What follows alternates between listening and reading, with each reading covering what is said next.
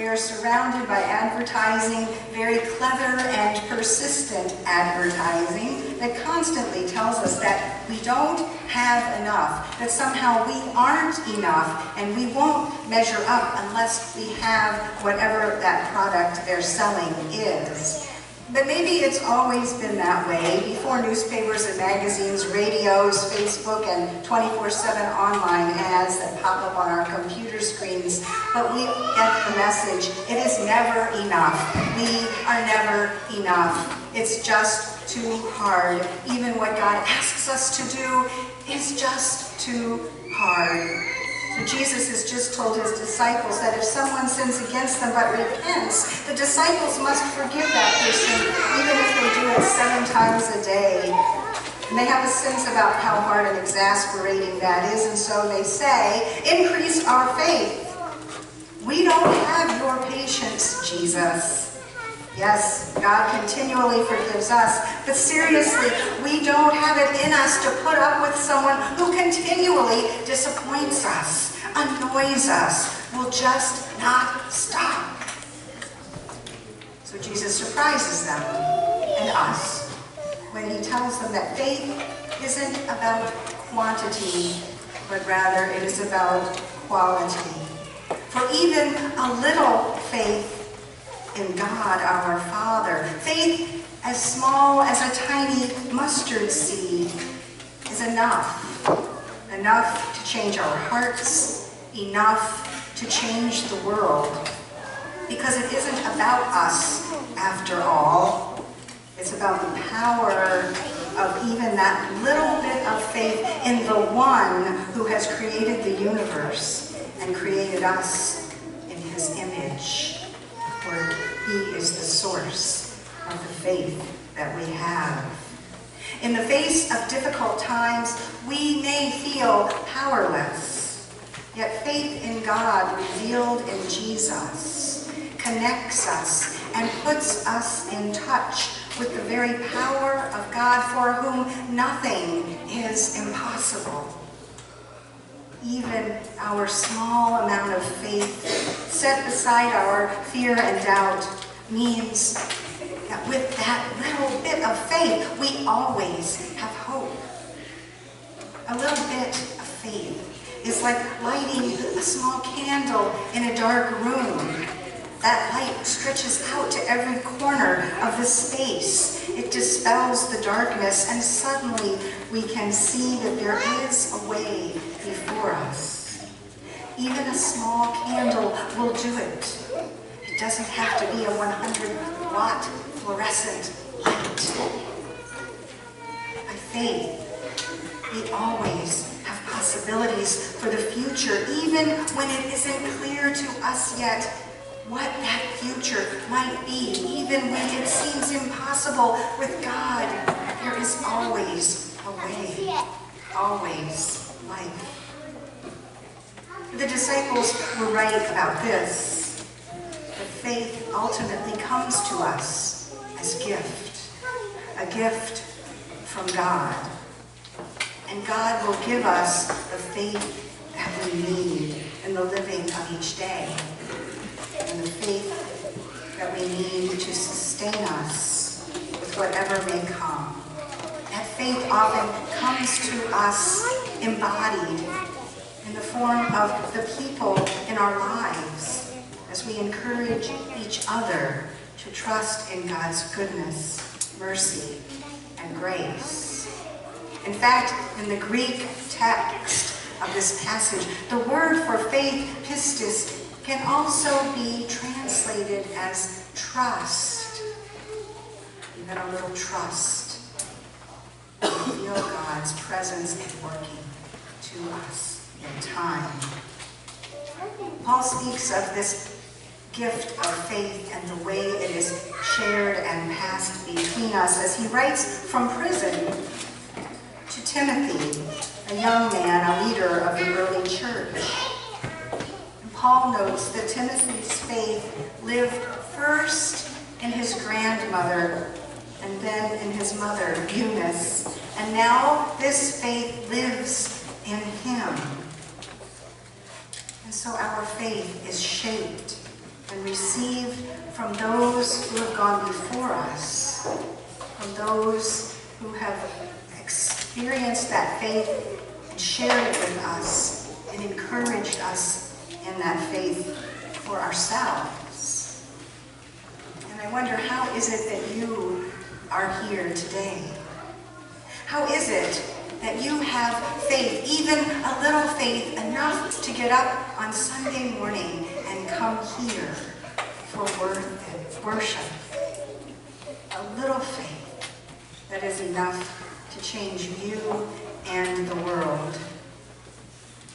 Because while the human spirit has a sense of the divine, and studies with very young children shows that even children have a sense of the transcendent they seem to be born with. It is through faith and the teaching of others that we learn that God comes to us and wants to be known by us, seen most perfectly in Jesus, the Son of God, who came in the flesh.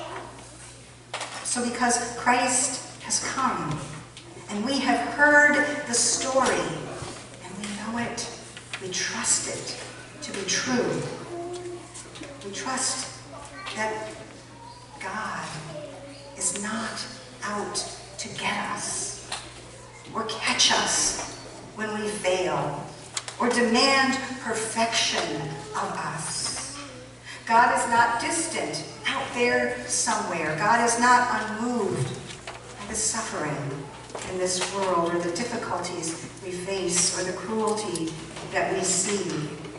In fact, the faith we have received, whether through grandmothers and parents, or if not from our families of origin, then through our families of faith, show us and tell us of God who is deeply concerned for us and for our world, so much so that God the Son has come in the flesh to enter into our humanness, to take on our suffering, to submit to death so that death might be overcome for our sakes, to reveal to us the power and the promise, the God of life, who will never let us go, not in this life or the next.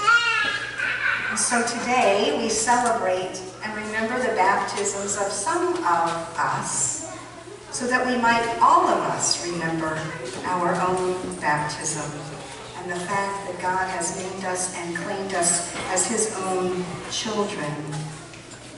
So we are baptized into faith.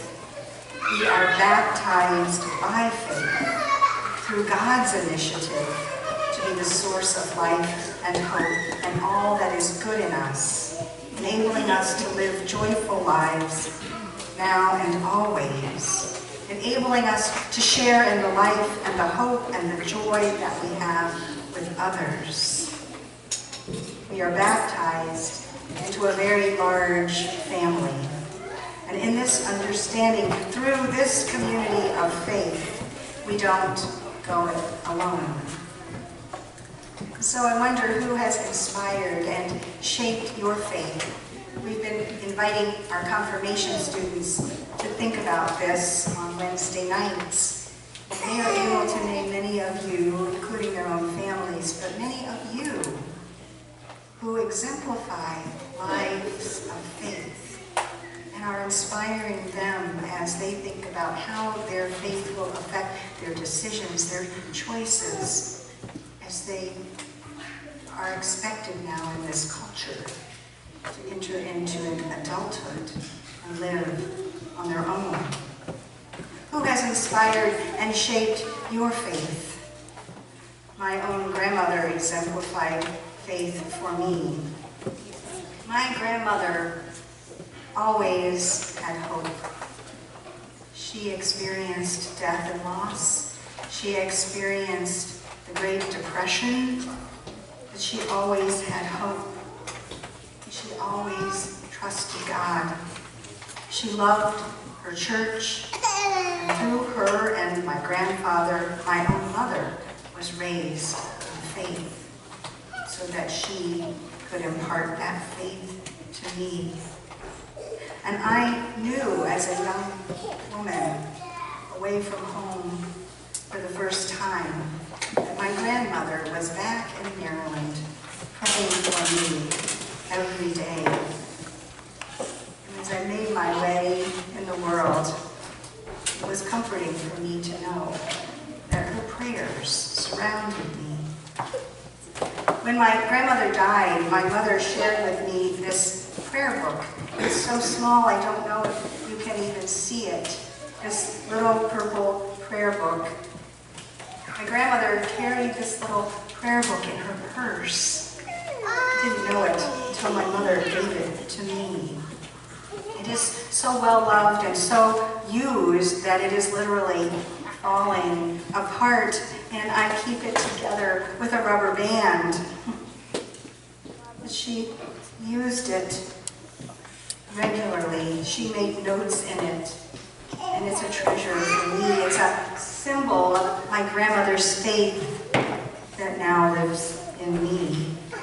My mother told me that sometimes she would take it out and share a prayer or a song or a word of hope from this little book, copyright 1945. If she was at the doctor's office or in some other setting where she encountered someone who was anxious or afraid or alone, she would befriend them. She would talk to them. She would listen to them. And if the moment was right, she would offer them a prayer from her little prayer book. But most of all, she embodied faith and hope for the people she met. I'll just share with you one prayer that she had marked with a red pen. It's a busy mother's prayer, is what it's called. Dear God, this is the hour in my day when there comes a lull. Breakfast is over. Father has gone to his work, and I have helped the children into their boots and their coats and off to school. And now I have closed the door and find myself alone. Oh God, go with them all. Beyond my sight and voice, they live and move, but not beyond your care. Guide these precious ones of mine. Keep them from those things that make us weak and lesser souls. God, be with my dear ones all this day. I pray in the name of thy own Son, our Lord and Savior, Jesus Christ. Amen. I don't know how many hundreds of times she prayed that prayer for me and my siblings and my cousins. But it speaks to me even now as I imagine her faithfully doing that day by day. And so we all need someone to be that faithful light for us. We all need the Loises and the Eunices and the Pauls in our lives to remind us of God's love, to stir up the faith that is in us.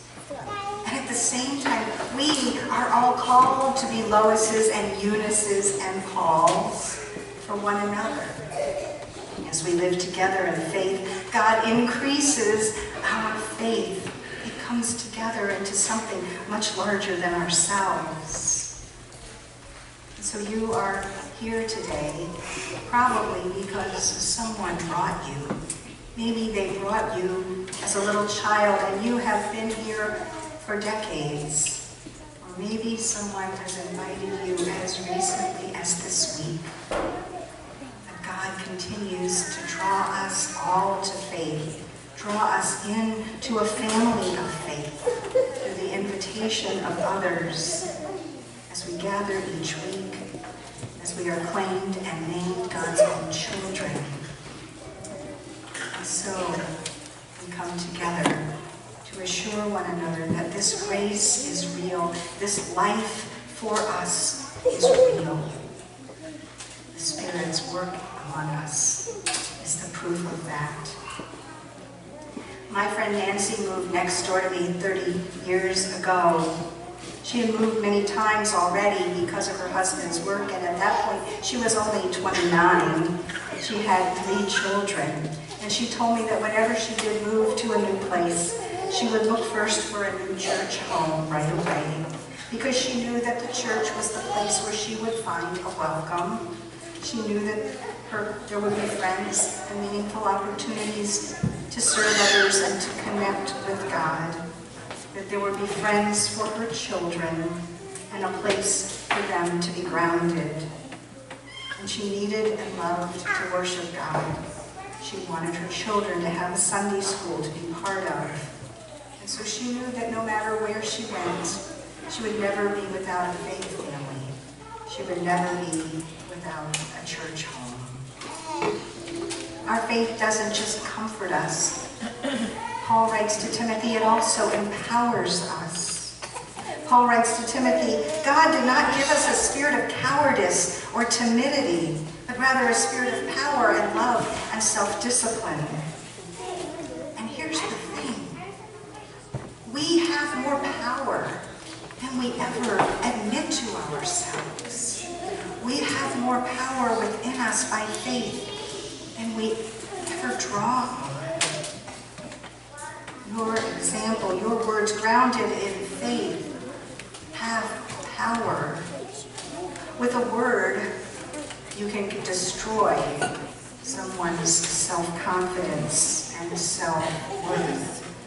But by faith, your words can affirm and lift someone up. Your actions can be just what is needed to remind someone that God cares for them through you. You can allow an injustice to continue, or you can speak and use your voice for those who have been marginalized. Through our voices, through our words and acts, we can make we can make visitors, strangers feel unwelcome, or we can make them feel accepted and at home. That is power. Our faith, or lack of faith, shapes every aspect of our day. And so my prayer is that God will keep us aware of the power that God has given us for our daily living. That God would increase our faith and trust. That we would be willing to risk, and to speak, and to invite. For one of my favorite professors, David Lowes, faith ultimately is not about a set of beliefs, but it is rather about living into all of the God-given opportunities that we are presented with to just show up and do what needs to be done in our work, in our caring for those in need, protecting the vulnerable, reaching out to the lonely, befriending the friendless, keeping the world going, contributing something, some small thing to the common good. That is what we were created for, to care for one another and the world God loves. With faith, God is working it all for good. Mother Teresa is quoted as saying, we can do no great things, only small things with great love. So give us faith, O God, to trust you, and to love our neighbors as well. Give us faith, O God, that we might pass it on. Amen.